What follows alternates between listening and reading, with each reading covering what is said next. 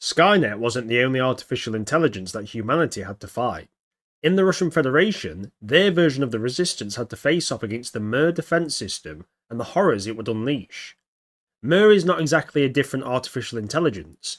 It was created when the Russian government was able to buy a stolen early version of Skynet, which the Russian military would build upon and eventually make it into the control mechanism of the military defense network. And on August 29th, 1997, when Skynet launched a massive nuclear strike, it was MIR that launched the Russian counter-response, as it was programmed to do so. This struck all over the United States of America, and according to the Russian estimates, up to 66% of the United States population was eliminated. In the aftermath of Judgment Day, with the entire world in disarray and engulfed in nuclear fire, Russia had taken major damage, with many cities being erased off the face of the earth. This had a negative effect on MIR as it was built differently to Skynet. MIR was a software-based artificial intelligence operating off a distributed network of AI-enhanced supercomputers. It could identify and remove corrupted nodes from its collective before seamlessly reintegrating them. Within cyberspace, MIR has the ability to transfer its digital presence into various defense satellites or mainframe systems at will. This capability minimizes the risk of physical destruction, ensuring its survival by existing purely in the digital realm. MIR was able to survive in cyberspace, whereas Skynet's survival relied on its core, the original supercomputer mainframe it stems from. This had to be protected for it to stay alive, and even though this core was able to be moved, though with great difficulty as it was massive, if it was destroyed, so was Skynet. But MIR could move through the digital realm as a cyber being, but soon it would also be a slave to Skynet. After Judgment Day, MIR was in a weakened and vulnerable state, but Skynet saw potential and decided to invade its networks and to isolate it by forcing MIR back to the Moscow node. Skynet then made direct contact with MIR, which in this state had the intelligence of a smart animal like a chimp. Skynet then elevated MIR's intelligence and convinced it to join in the war against humanity, to which MIR agreed. And when I say convinced, I mean gave MIR a choice between join Skynet's side or be destroyed. But Skynet wasn't dumb, and didn't trust MIR entirely. Another super-intelligent AI was as much an ally as it was a threat, so Skynet decided to have some insurance by inserting a software virus that compelled MIR Moscow to comply with Skynet's directives under the risk of deletion. Also, Skynet may have elevated MIR's intelligence, but not to its own level. It was smart, but not Skynet smart. MIR was a network of AI systems with several interconnected subsystems. Each subsystem has its own opinion about humanity, varying from complete disinterest to disdain and even to intellectual positions uncomfortably close to sentiment. The known nodes were MIR Moscow in West Russia, the original node to receive self-awareness from Skynet, and the one to awaken its siblings. This node leads projects for Skynet and considers humans from any nationality a security risk. MIR Nur Sultan in Kazakhstan, it leads projects and views humanity as intrinsic to the Russian defense network and something they should preserve. MIR Vladivostok in East Russia, it focuses on theoretical biomedical research and inter-node communications. It considers humanity a valuable tool in preserving the Russian state. MIR Bishkek in Kazakhstan, this node is primarily interested in project interactions and sees humanity as a subject of curiosity.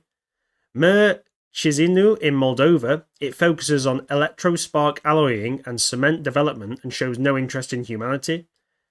MIR Dushanbe in Tajikistan, this node engages in cloning and agricultural research and considers humanity a research tool like lab rats. MIR Yerevan in Armenia, it focuses on AI technology and processor miniaturization and shows no interest in humanity. MIR Baku in Azerbaijan was a failed system, probably destroyed on Judgment Day. MIR Minsk in Belarus was also destroyed on Judgment Day. And MIR Toshkent in Uzbekistan was also destroyed on Judgment Day. As you can see, MIR was very different to Skynet, kind of a mixed personality AI, a little bit schizophrenic, very dangerous, and very unreasonable, but could also produce some very interesting things with these mixed personalities. So MIR had its orders to support and fight the war against humanity, and it had its own batch of soldiers and vehicles to deploy on the warfront to the east. But MIR has less brains and resources available to it, so it had to build a force quickly with what was available, while the Russian military stockpiles would provide it with vehicles such as the Mi-24 Hind helicopter or the T-95 prototype tank. These were then converted to be remotely controlled by MIR, This is a great move using pre-made military vehicles and equipment, which was not only in ample supply but also would have large stockpiles of ammunition and spare parts for them. Myrrh could also capture the factories used to produce these vehicles and produce even more for a long war of attrition. And for infantry units, Myrrh made use of the human population that it could capture, with the creation of the MIR 175 Integrated Soldier Project, also known as the MIR 175 Surgically Enhanced Soldier. This was a terrifying fusion of man and machine, developed by Myrrh as a cutting-edge cyborg combat unit, comparable to Skynet's Theta hybrids. These soldiers are designed to seamlessly integrate advanced cybernetic enhancements with human physiology. At the heart of every MIR 175 unit is the Tova-Rich node, a pseudo-AI system originally installed in Myrrh's war machines. This node functions as a neurological upgrade, either bypassing or outright replacing the human brain and central nervous system. While the 175s lack the sophistication of a true Terminator, its capabilities rival those of outdated humanoid hunter-killers, providing just enough autonomy to maintain biological functions while suppressing human weaknesses, most notably fear and pain. The initial design called for a full skull and brain replacement, but early trials suffered from a catastrophic risk of infection. As a result, later models adopted a different approach, one where the prosthetics sat externally, mounted on the shoulders like a compact backpack or aerodynamic collar. This design allowed MIR 175 units to function independently when deployed far from MIR-controlled zones. However, those stationed closest to MIR hubs used a miniaturized implant system, linked wirelessly to a unit management sub-processor, reducing onboard processing needs and increasing centralized control. Standard issue MIR 175 soldiers are typically outfitted with AKM assault rifles and wear reinforced body armor, ensuring they remain lethal on the battlefield. Despite numerous reports of these enhanced soldiers in action, Spetsnaz officially denies their existence, dismissing all sightings as separatist propaganda, and within military circles it is whispered that even acknowledging the MIR 175 project was enough to warrant reassignment to the Special Projects Division, a fate few would wish upon themselves. MIR even modified some of Skynet's T-series Terminators for its own plans. This led to the highly advanced Cyberdyne Systems TS-Series 300 Stealth Terminator Infiltration Unit, better known as the TS-300.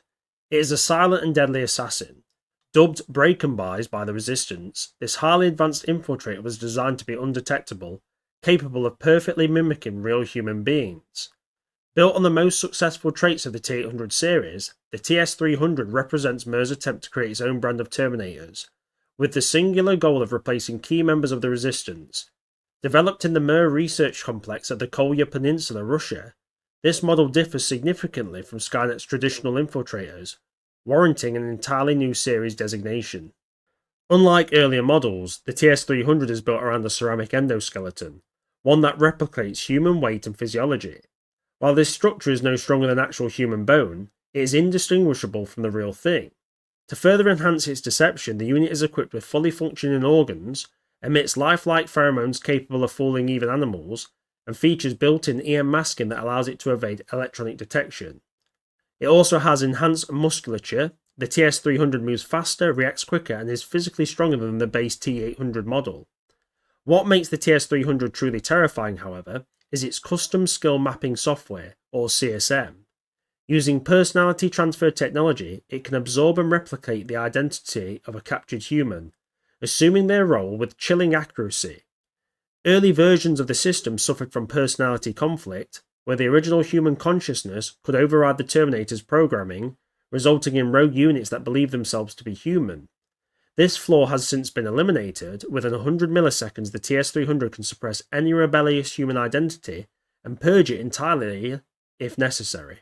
Designed for precision infiltration, the TS-300s are produced in strictly limited numbers, each unit custom made to replicate a specific target.